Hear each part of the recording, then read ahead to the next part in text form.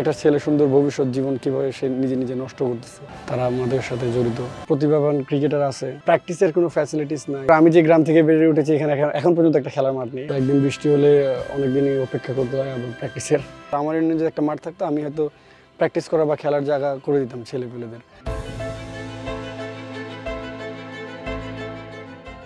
পঞ্চগড়ে এসেছি, ফুটবল নিয়ে কাজ করেছি, এবার ক্রিকেট নিয়ে কাজ করার কথা।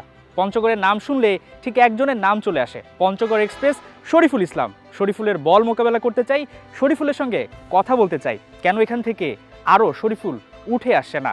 দেখা যাক শরীফুলকে ফেস করতে পারে কিনা।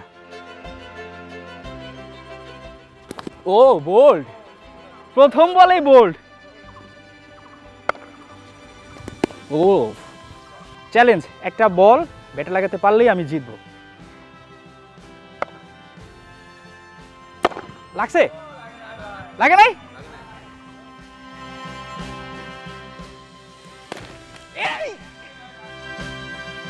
অনেক বছর ধরে আমরা কেন আরেকটা শরীফুল পাচ্ছি না এখান থেকে? কি মনে হচ্ছে কোন জায়গাটা আমাদের আসলে ঘাটতি? পঞ্চগড় সহ যে আমাদের এলাকা, সেখানে আসলে প্র্যাকটিসের কোনো ফ্যাসিলিটিস নাই, তারপরে প্লেগ্রাউন্ড নাই যেটা হলো ক্রিকেট বলে খেলার মতো। সো বিশেষ করে এইসব কারণে হয়তো অনেক প্রতিভাবান ক্রিকেটার আছে, তারা ওই প্রতিভাটা ওইখানে তুলে ধরতে পারতেছে না। সো অনেকের ফিনান্সিয়াল একটা অবস্থা থাকে যে ভালো জায়গায় গিয়ে প্র্যাকটিস করার মতো ওই সামর্থ্যটা নাই, হয়তো ওইখান থেকেই তার প্রতিভাটা হারিয়ে ফেলতেছে। বিশেষ করে আমি যে গ্রাম থেকে বেড়ে উঠেছি, এখানে এখন পর্যন্ত একটা খেলার মাঠ নেই। আমি যখন আন্ডার-19 ওয়ার্ল্ড কাপ চ্যাম্পিয়ন হয়েছিলাম, তখন ওইখানে ডিসি স্যার ছিলেন, ওনার কাছে আমি একটা মাঠের আবেদন করেছিলাম। তখন মোটামুটি একটা হয়ে গেছে যে পাস হবে, বাট তারপর উনি চেঞ্জ হয়ে গেল, তারপরে আর কোনো। আপনি যখন ঢাকা থেকে আসেন ফ্রি সময়, আমি দেখছিলাম একদম আপনার বাড়িতে একটা কংক্রিটের পিচ দেখতে পাচ্ছি। এখানে সব সময় প্র্যাকটিস করা হয় না, এর বাইরে হয়তো বা আশেপাশের জেলাগুলোতে গিয়ে প্র্যাকটিস করেন, সেখানেও বৃষ্টি হলে দেখা যায় যে মাঠের অবস্থা বেহাল হয়ে দাঁড়ায়, তখন কি একটু খারাপ লাগা কাজ করে কিনা?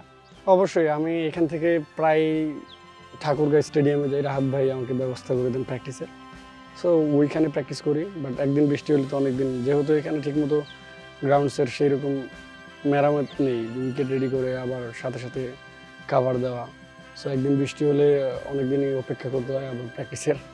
সো রিসেন্টলি রংপুরে গিয়েছিলাম, সেম বৃষ্টির কারণে করতে পারিনি।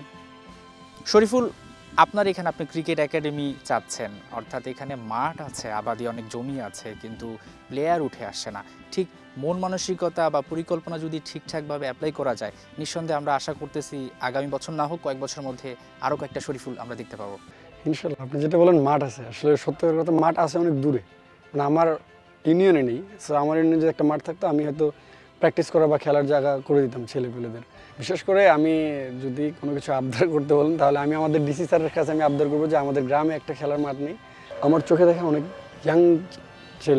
ইয়াং জেনারেশনের ছেলেগুলো, লাইক আমার কাছের ভাই ব্রাদাররাই বাসাতে থাকে না, অনেকদিন পরে আসি, তো কিছুদিন পর পর এসে দেখি যে তারা আমাদের সাথে জড়িত, লাইফটাই শেষ। তো আমার অবশ্যই খারাপ লাগে যে একটা ছেলে সুন্দর ভবিষ্যৎ জীবন কিভাবে সে নিজে নিজে নষ্ট করতেছে।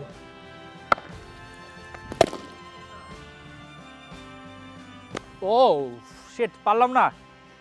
একটা মাঠ দরকার, শরীফুল বলছেন, ঠিক একটা মাঠ দরকার। এই মাঠ হলে অনেক তরুণ সমাজ যারা মাদকের সঙ্গে সম্পৃক্ত হচ্ছে, তারা নিজেদেরকে সময় দিতে পারবে, খেলতে পারবে, এবং একই সাথে এখান থেকে অনেক ক্রিকেটারও উঠে আসার একটা প্রাণ পাবে, সঞ্চার পাবে। নিশ্চয়ই আপনিও সেই বিশ্বাসটা করছেন, আমরাও বিশ্বাস করছি ভবিষ্যতে পঞ্চগড়ের শরীফুলের যে চাওয়া সেটা পূরণ হবে, মাঠ পাবো, একই সাথে আমরা অনেক খেলোয়াড় পাবো।